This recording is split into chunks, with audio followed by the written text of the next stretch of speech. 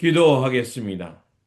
자비로우신 하나님, 오늘도 우리를 제자로 부르시고 세상 가운데 보내주시는 그 은혜를 허락해 주시니 감사합니다. 주님의 길을 따를 때 때로는 갈등과 오해, 희생이 있지만 그럴수록 더욱 주님을 의지하며 믿음의 길을 걷게 하여 주옵소서. 오늘 말씀을 통해 다시 한번 제자의 길을 깊이 깨닫게 하여 주시고 주님을 더욱 사랑하며 우리의 삶의 우선순위에 예수 그리스도를 향한 고백이 우선이 되게 하여 주옵소서. 우리 구주 예수 그리스도 이름으로 기도드립니다. 아멘. 오늘 우리에게 주신 말씀은 마태복음 10장 34절에서 42절입니다.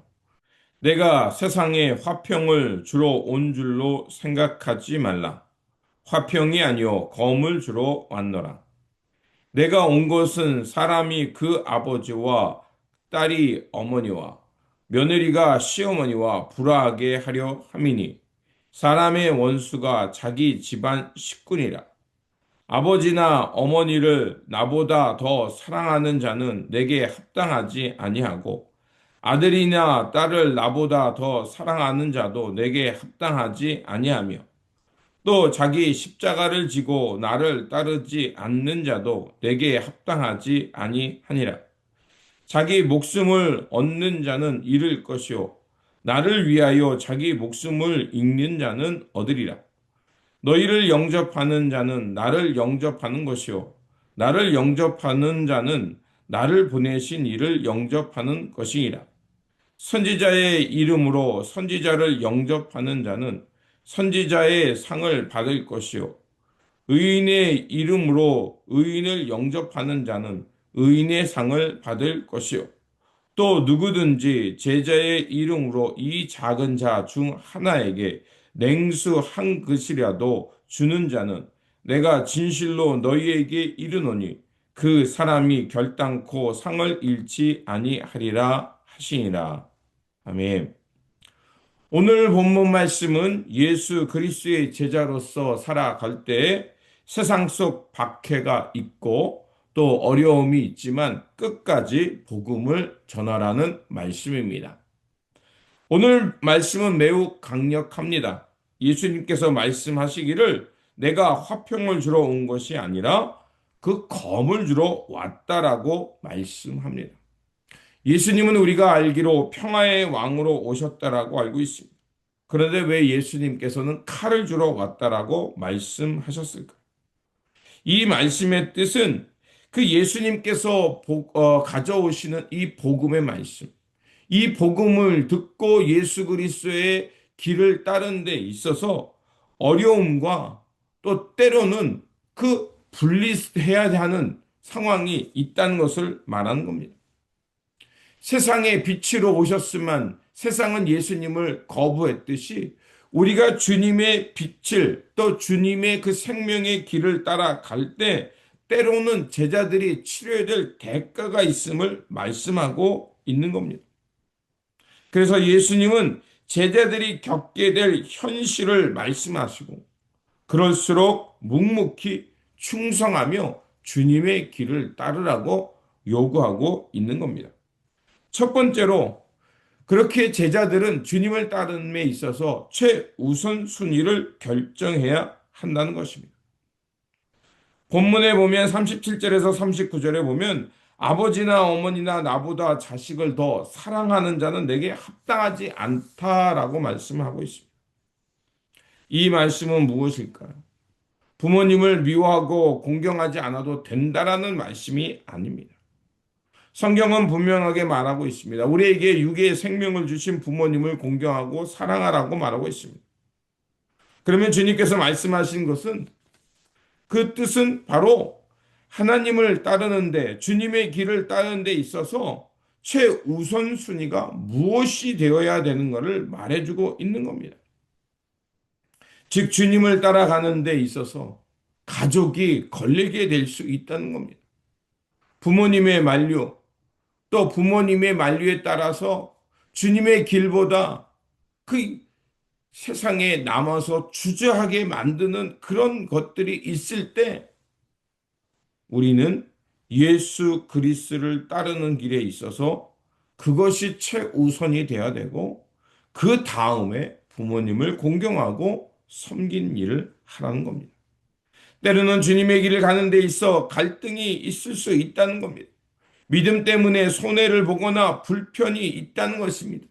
그때 그것을 두려워하지 말고 감수하며 묵묵히 주님을 향해 나아가라는 것입니다. 그렇습니다. 제자는 최우선 순위에 예수 그리스도를 따르는 것에 우선 순위를 두어야 합니다. 세상이 주는 안전보다 주님을 선택하는 것이고 사람의 인정보다 말씀을 선택하는 사람이 되라는 것입니다. 둘째로 제자의 길은 자기의 십자가를 지고 따르는 길이라고 말씀하고 있습니다. 38절에 자기 십자가를 지고 나를 따르지 않는 자는 내게 합당하지 않다라고 말씀하셨습니다. 십자가는 고통을 상징하는 것만이 아닙니다. 여기에는 그 자기의 뜻을 내려놓고 세상적 욕구는 죽고 오직 하나님의 뜻을 담는 것이고 주님의 영광을 향해 살아가는 것을 말하는 겁니다. 내 뜻보다 주님의 뜻, 그 세상의 안락함보다 주님 나라의 영광을 향해 살아가는 것이 바로 자기의 십자가를 지는 삶이라는 겁니다.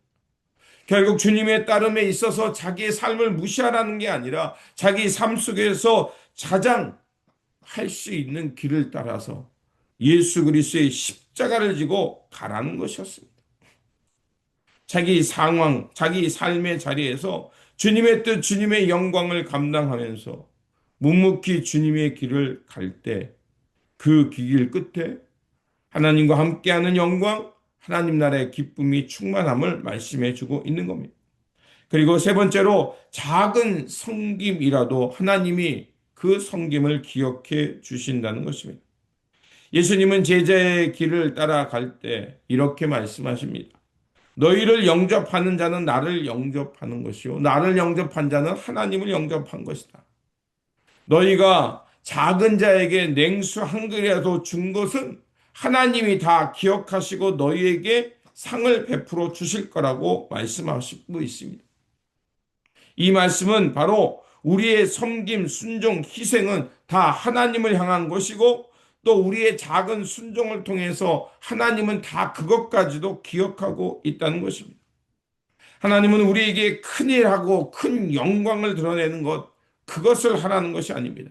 우리 삶 속에서 작은 섬김, 최선을 다하는 기도, 연약한 자를 향해서 베푸는 긍휼과 자비, 그것을 하나님이 다 기억하시고 하나님께서 그 의의 영광의 상을 주시겠다는 것입니다.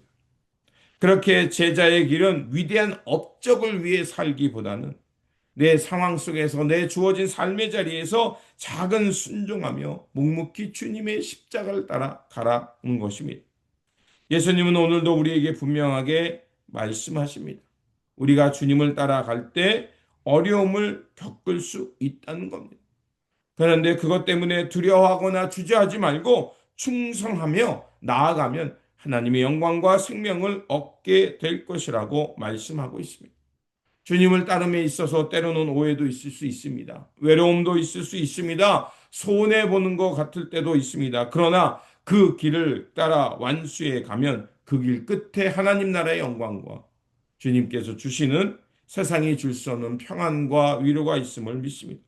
그러므로 세상보다 주님을 더 사랑하며 주님이 보내신 곳 그곳에서 자기의 십자가를 지고 주 예수 그리스도의 영광을 향해서 작은 자에게 섬김과 자비, 긍휼을 베풀면서 하나님 나라를 확장해가며 복음의 기쁨을 누리며 살아가는 저와 여러분들이 되시기를 주님의 이름으로 축원드립니다. 기도하겠습니다. 주님, 제자의 길을 따름에 있어서 어려움이 있지만 그러나 하나님의 영광이 있음을 가르쳐 주시니 감사드립니다. 우리 안에 있는 두려움과 또 주저하는 생각들을 거부하게 하여 주시고 주님을 가장 먼저 사랑하며 그 길을 걷게 하여 주옵소서. 십자가를 지고 따름에 있어서 우리가 어려움이 있겠지만 작은 일에도 충성하고 또 맡은 바 본분에 충성을 다하면서 하나님 나라의 영광을 드러내는 제자의 삶이 되게 하여 주옵소서. 박해 가운데도 복음을 전하는 용기를 주시고 우리의 순종을 통해 주님 나라가 확장되는 역사가 있게 하여 주옵소서. 우리 구주 예수 그리스도 이름으로 기도드립니다. 아멘.